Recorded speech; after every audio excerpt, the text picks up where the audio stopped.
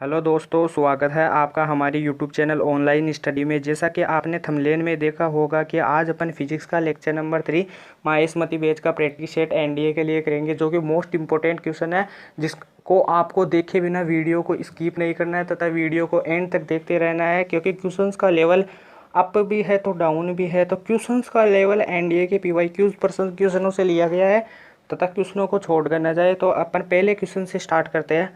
First question है, समतल सतह पर दाब आधिक्य होता है। यह क्वेश्चन में मिस प्रिंटिंग है कि दाब आधिक्य कितना होता है, तो आप लिख लेना दाब आधिक्य होता है समतल सतह पर। तो इसका ए ऑप्शन क्या है 2T/R, बी ऑप्शन क्या है T/R, 3 ऑप्शन क्या है 0 और फोर्थ ऑप्शन क्या है T/2R। तो समतल सतह पर दाब आधिक्य कितना होता है, इसमें राइट ऑप्शन हो जाएगा सी आंसर, यानी 0 होता है। राइट ऑप्शन क्या हो जाएगा स, आंसर क्या हो जाएगा स, इसमें 0 आंसर हो जाएगा, स हो जाएगा स। अब अगले क्वेश्चन पर चलते हैं कि दाब बढ़ाने पर स्पर्श कोण का मान क्या होता है। दाब बढ़ाने पर स्पर्श कोण का मान घटता है, बढ़ता है, अपरिवर्तित रहता है या फिर नन ऑफ दीज होता है। तो इसका राइट ऑप्शन क्या हो जाएगा, घटता है। दाब बढ़ाने पर, यहाँ पर ताप होगा, दाब नहीं होगा, तो आप लिख लेना कि ताप बढ़ाने पर स्पर्श कोण का मान क्या होता है, घटता है। तो इसका राइट ऑप्शन क्या हो जाएगा, ए हो जाएगा, यानी ए हो जाएगा। अगले क्वेश्चन पर चलते हैं कि किस कारण से सर्दियों में मशीन के पुर्जे जाम हो जाते हैं, किस कारण से। तो ये उस थर्मोडाइनेमिक में से लिया गया है क्वेश्चन है, ऊष्मागतिकी में से लिया गया है कि किस कारण से सर्दियों में मशीनों के पुर्जे जाम हो जाते हैं। ऑप्शन ए क्या है, घर्षण के कारण, श्यान के कारण, पृष्ठ तनाव के कारण या फिर नन ऑफ दीज। तो आप जैसा कि जानते हैं कि सर्दियों में जो है ना वो मोटरसाइकिल है ना जल्दी से स्टार्ट नहीं होती है, जबकि गर्मियों में जल्दी से स्टार्ट हो जाती है। क्यों? क्योंकि सर्दियों में अपन क्या करते हैं कि ताप देते हैं तो पृष्ठ तनाव का मान क्या होता है, कम होता है, और गर्मियों में अपन ताप कम देते हैं तो भी पृष्ठ तनाव का मान बढ़ जाता है। तो ये पृष्ठ तनाव के कारण सब कुछ होता है। तो इसका राइट ऑप्शन क्या हो जाएगा, स हो जाएगा। इसका आंसर क्या हो जाएगा, स हो जाएगा। तो अगले क्वेश्चन पे चलते हैं। उससे पहले बता दूं कि आप क्वेश्चंस के लेवल को देखें तथा क्वेश्चंस को छोड़कर ना जाए, वीडियो को एंड तक देखें, और आपको अच्छा लगे तो कमेंट जरूर करें। उस फोर्थ क्वेश्चन है, ऊष्मागतिकी का कौन सा नियम ताप को परिभाषित करता है। ऊष्मागतिकी का कौन सा नियम ताप को परिभाषित करता है। फर्स्ट लॉ, शून्यांकी नियम, फर्स्ट ऑप्शन, सेकेंड ऑप्शन प्रथम नियम, थर्ड ऑप्शन द्वितीय नियम और फोर्थ ऑप्शन उपरोक्त में से कोई नहीं। तो जो आपका राइट ऑप्शन क्या हो जाएगा, ए हो जाएगा। शून्यांकी नियम होता है ना, वो ताप से निर्भर करता है, यानी ताप व ठंडे या गर्मी से रिलेटेड होता है शून्यांकी नियम, ऊष्मागतिकी का शून्यांकी नियम। तो इसका राइट आंसर क्या हो जाएगा, ए हो जाएगा। अगले क्वेश्चन पर चलते हैं। फिफ्थ क्वेश्चन, समतापी प्रक्रम में विशिष्ट ऊष्मा का मान कितना होता है। समतापी प्रक्रम में विशिष्ट ऊष्मा का मान कितना होता है। ए ऑप्शन क्या है 0, बी ऑप्शन क्या है अनंत, सी ऑप्शन क्या है 2 और फोर्थ ऑप्शन क्या है नन ऑफ दी। जब अपन जानते हैं कि विशिष्ट ऊष्मा का फॉर्मूला क्या होता है, एस बराबर डेल क्यू अपोन में एम डेल टी होता है। एस बराबर डेल क्यू अपोन में एम डेल टी होता है, और यहाँ पर डेल टी की वैल्यू क्या हो जाती है, 0 हो जाती है। 0 होगी तो एस का वैल्यू क्या होता है, इनफाइनाइट। तो इसका राइट ऑप्शन क्या हो जाएगा, ब हो जाएगा, अनंत होती है, अनंत होती है। तो अगले क्वेश्चन पे चलते हैं। 6 में चक्रीय प्रक्रम में किया गया कार्य क्या होता है। एक चक्रीय प्रक्रम लेते हैं अपन, तो चक्रीय प्रक्रम में किया गया कार्य क्या होता है, हमेशा याद रखना, चक्रीय प्रक्रम में किया गया कार्य शून्य होता है, शून्य होता है। तो इसका राइट आंसर क्या हो जाएगा, स हो जाएगा, शून्य होता है। ये तीनों ऑप्शन रॉन्ग थे और इसका राइट ऑप्शन क्या हो जाएगा, स हो जाएगा। इसका राइट ऑप्शन क्या हो जाएगा, स हो जाएगा, 0 होता है। अगले क्वेश्चन पर चलते हैं 7th पे। रात्रि में ध्वनि की तीव्रता में वृद्धि का कारण क्या होता है। अपन रात्रि में ध्वनि सुनते हैं तो वह दिन की तुलना में अधिक दूर तक सुनाई देती है, इसका कारण क्या होता है। तो इसका ए ऑप्शन क्या है, वायु में घनत्व में कमी होती है, वायु के घनत्व में कमी होती है, या फिर वायु के घनत्व में वृद्धि होती है।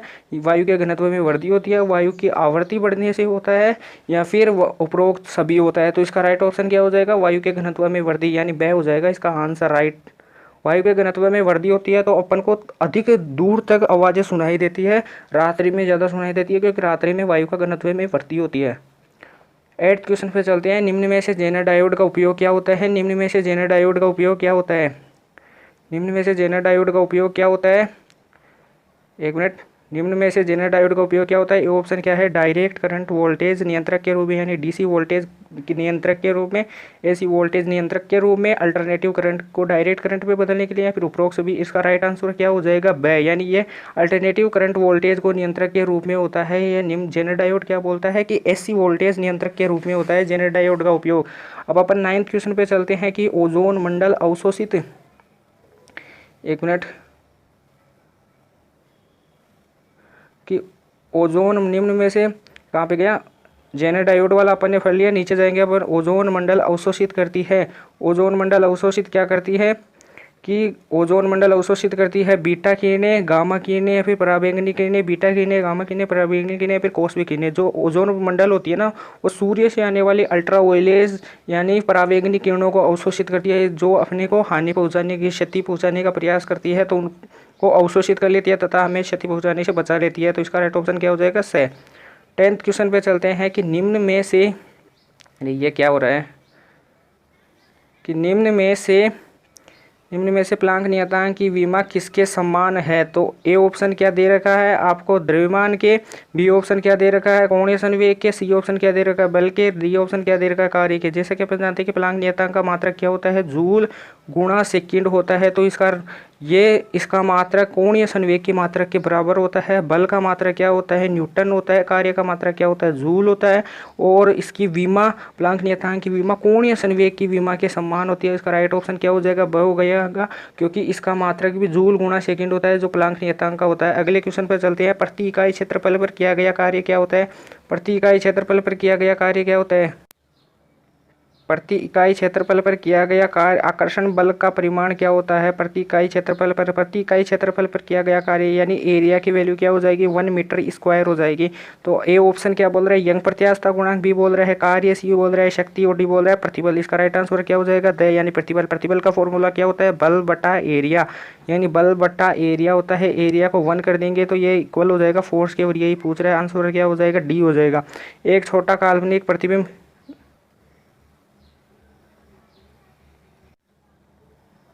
तो अगले क्वेश्चन पर चलते हैं। एक छोटा काल्पनिक प्रतिबिंब किस प्रकार का दर्पण बनाता है? एक छोटा काल्पनिक प्रतिबिंब किस प्रकार का दर्पण बनाता है? तो अपन जानते हैं कि एक छोटा काल्पनिक प्रतिबिंब उत्तल दर्पण बनाता है, अवतल दर्पण नहीं बनाता है, समतल दर्पण नहीं बनाता है, और उपयुक्त सभी नहीं बनाते हैं। तो इसका राइट ऑप्शन क्या हो जाएगा? उत्तल दर्पण ए हो जाएगा। अगले क्वेश्चन पर चलते हैं कि एक कार जब उच्च गति से मोड़ की तरफ घूमती है तो इस पर बाहर की ओर एक बल कार्य करता है। वह बल कौन सा होता है? जब कार उच्च गति से मोड़ की तरफ घूमती है तो उसकी तरफ एक बल कार्य करता है। अंदर की तरफ तो अभिकेंद्रीय बल लगता है और बाहर की तरफ क्या लगता है? अपकेंद्रीय बल लगता है। तो इसका राइट ऑप्शन क्या हो जाएगा? ब हो जाएगा। अपकेंद्रीय बल काम करता है। अभिकेंद्रीय बल का मान क्या होता है? mv² अपॉन में r होता है। यह अंदर की तरफ लगता है। राइट ऑप्शन क्या हो जाएगा? ब हो जाएगा। राइट आंसर क्या हो जाएगा? ब हो जाएगा।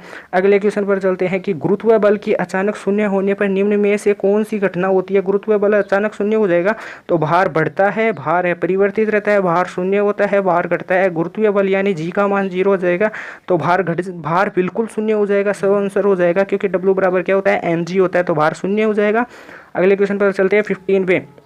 निम्न में किन किन की विमाएं समान होती है? निम्न में किन किन की विमाएं समान होती है? द्रव्यमान व वेग की विमा असमान होती है। त्वरण व वेग व कार्य की विमा असमान होती है। दाब, प्रतिबल व प्रत्यास्थता गुणांक की विमा बिल्कुल समान होती है, क्योंकि दाब बराबर भी फोर्स अपॉन एरिया होता है, प्रतिबल बराबर भी यही होता है, और यंग प्रत्यास्थता गुणांक बराबर भी ये होता है। एफ यानी बल की विमा जानते हैं m1 L1 T-2, और एरिया नीचे है तो इसकी L2 हो जाएगी। L1 से ऊपर जाके जाएगा तो m1 L-1 और T-2 हो जाएगा आंसर। तो इसका सी आंसर हो जाएगा, यानी स हो जाएगा आंसर।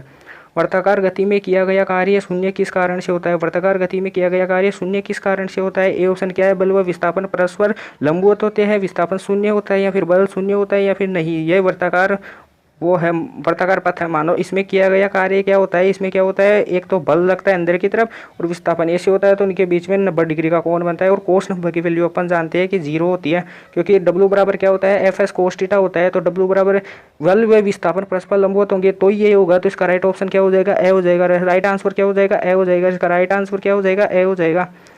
राइट आंसर ए हो जाएगा। अगले क्वेश्चन पर चलते हैं 17 पे। h/2π ये है, h/2π ये अपन उसमें पढ़ते हैं बोर्स के लॉ में, यानी बोर के नियम में h/2π होता है। इसकी विमा किसके बराबर होती है? h/2π बराबर l होता है। ये कोणीय संवेग के बराबर होता है, संवेग के बराबर नहीं होता, ये कोणीय संवेग की विमा के बराबर होता है। कोणीय संवेग की, और कोणीय संवेग को अपन जानते हैं कि कोणीय संवेग की विमा h के बराबर भी होती है, h/2π की भी होती है, और h यानी प्लांक नियतांक की भी होती है। अपन पीछे पढ़े थे पृथ्वी। अगले क्वेश्चन पे चलते हैं कि पृथ्वी के चारों ओर घूमते कृत्रिम उपग्रह में एक अंतरिक्ष यात्री का भार कितना होता है? पृथ्वी के एक चारों ओर घूमते उपग्रह में बैठे अंतरिक्ष यात्री का भार कितना होता है? भार हमेशा उसका शून्य होता है, याद रखना, भार हमेशा शून्य होता है अंतरिक्ष यात्री का। राइट ऑप्शन क्या हो जाएगा? सी हो जाएगा। अगले क्वेश्चन पर चलते हैं। पहाड़ों पर कभी कभी व्यक्तियों के नाक व मुंह से खून निकलने लगता है, क्योंकि पहाड़ों पर जो व्यक्ति रहते हैं ना, तो उनके नाक व मुंह से खून निकलने लगता है। क्यों निकलता है उनके नाक व मुंह से खून क्यों निकलने लगता है? क्योंकि वह अधिक ऊंचाई पर रहते हैं, तो उनके नाक व मुंह तो पहाड़ों पर रहने वाले व्यक्तियों के नाक व मुंह से खून निकलने लगता है। क्यों? तो इसका ए ऑप्शन क्या है? रक्तदाब बढ़ता है, ऊंचाई पर रक्तदाब घटता है, या फिर वायुमंडलीय दाब AMU वायुमंडलीय एटमोस्फियर वायुमंडलीय दाब का मान घटता है। तो इसका राइट आंसर क्या हो जाएगा? सही। ये बिल्कुल सही आंसर है, सही हो जाएगा। ऊंचाई बढ़ने पर ये अपन उसमें भी देखते हैं कि समुद्रों में गोताखोर सिलेंडर क्यों ले जा देती है ऑक्सीजन का, क्योंकि उसमें मीथेन होती है, जिससे कि वो नाकों में उसे खून नहीं निकलता है। एक झील में तैरने वाली इस्पात की नाव के लिए नाव द्वारा विस्थापित पानी का भार कितना है? ए ऑप्शन क्या है? इसका भार से कम, नाव के भार से कम, नाव के भार से ज़्यादा, नाव के उस भाग के बराबर जो झील के पानी के नीचे की सतह है, भार के बराबर। तो इसका राइट ऑप्शन क्या हो जाएगा? नाव के उस भाग के बराबर जो झील के पानी की सतह के नीचे है। तो राइट ऑप्शन क्या हो जाएगा? सही है। NDA का PYQ क्वेश्चन है जो 2012 में आया हुआ है। तो आप क्वेश्चंस का लेवल देखिए, क्वेश्चंस को छोड़कर न जाए, वीडियो को एंड तक देखें, तभी आपको वीडियो के क्वेश्चंस का रिवीजन हो पाएगा। अगले क्वेश्चन पे चलते हैं। ये TRQ क्वेश्चन है, मोस्ट इंपॉर्टेंट क्वेश्चन है। जब एक ठोस पिंड को पानी में डुबोया जाता है तो उसके भार में कमी होती है, यह कमी कितनी होती है? जब किसी ठोस पिंड को पानी में डुबाया जाता है उसके भार में कमी होती है, ये कितनी होती है? विस्थापित पानी के भार के बराबर होती है, ये हमेशा विस्थापित पानी के भार के बराबर होती है। अगले क्वेश्चन पे चलते हैं अपन। भू-स्थिर उपग्रह का आवर्तकाल होता है, भू-स्थिर उपग्रह का आवर्तकाल कितना होता है? भू-स्थिर उपग्रह का अपन जानते हैं कि भू-स्थिर उपग्रह होता है ना, वो पृथ्वी के समानांतर ही होता है। पृथ्वी जब 24 घंटे पे परिक्रमा करती है तो वो भी 24 घंटे में करता है। तो इसका राइट ऑप्शन क्या हो जाएगा? सी हो जाएगा, यानी 24 घंटे में करता है। तो पृथ्वी के समानांतर ही होता है, तो पृथ्वी करेगी वैसे ही करता है वो। अब ये है अगला क्वेश्चन, तो इसमें थोड़ी मिसप्रिंटिंग है। आप यहाँ पे लिख लेना कि शान बल एक प्रकार का है, शान बल एक प्रकार का है। तो इसका ऑप्शन हो जाएगा शान असंरक्षी संरक्षी है, घर्षण बल है, एवं दोनों असंरक्षी बल है। आपको ध्यान होना चाहिए कि शान बल असंरक्षी बल है। राइट ऑप्शन क्या हो जाएगा? द शान बल के साथ साथ घर्षण बल भी एक प्रकार का क्या है? असंरक्षी बल है। और संरक्षी बल में क्या आता है? ग्रेविटी आता है, और विद्युत वाहक बल, ये विद्युत स्टैटिक वाले फोर्स आते हैं ना, जो इलेक्ट्रॉनिक वाले, वो आते हैं। अगले क्वेश्चन पे चलते हैं कि हमें अधिक शक्कर खरीदनी हो तो हम कहाँ पर जाकर खरीदेंगे? खरीदेंगे है ये यहाँ पे, आप यहाँ पर कर लेना खरीदेंगे। आप जानते हैं कि ये पृथ्वी है, ये पृथ्वी है, ये पृथ्वी की एक्सिस है, ये पृथ्वी की वाई एक्सिस है। यहाँ पर इक्वेटर होता है और यहाँ पर पोल होता है। इक्वेटर पर जी का मान कम होता है तो भार का मान कम होगा, पोल पर जी का मान ज़्यादा होता है तो भार का मान ज़्यादा होगा। जहाँ पर जी का मान कम तो भार का मान कम, जी का मान ज़्यादा तो भार का मान ज़्यादा। जहाँ पर जी का मान कम होता है तो अपन यहाँ पर ज़्यादा चीज़ खरीद सकते हैं। तो इसका राइट ऑप्शन क्या हो जाएगा? इक्वेटर पर अपन ज़्यादा चीज़ खरीद सकते हैं, तो इक्वेटर पर और पोल पर अपन ज़्यादा चीज़ बेच सकते हैं, कम चीज़ बेच सकते हैं, यानी अपन ज़्यादा मुनाफा कर सकते हैं। तो इसका राइट ऑप्शन क्या हो जाएगा? ब हो जाएगा। अगले क्वेश्चन पर चलते हैं। दूर संचार उपग्रह का परिक्रमण काल कितना होता है? दूर संचार उपग्रह का परिक्रमण काल कितना होता है? इसका ये कल भी अपन ने क्वेश्चन बता दिए थे, आज भी चलो रिवीजन हो जाएगा कि ए ऑप्शन क्या है? 12 घंटे, 48 घंटे, 24 घंटे, या फिर 6 घंटे। राइट ऑप्शन क्या हो जाएगा? 24 घंटे का होता है दूर संचार उपग्रह का आवर्तकाल।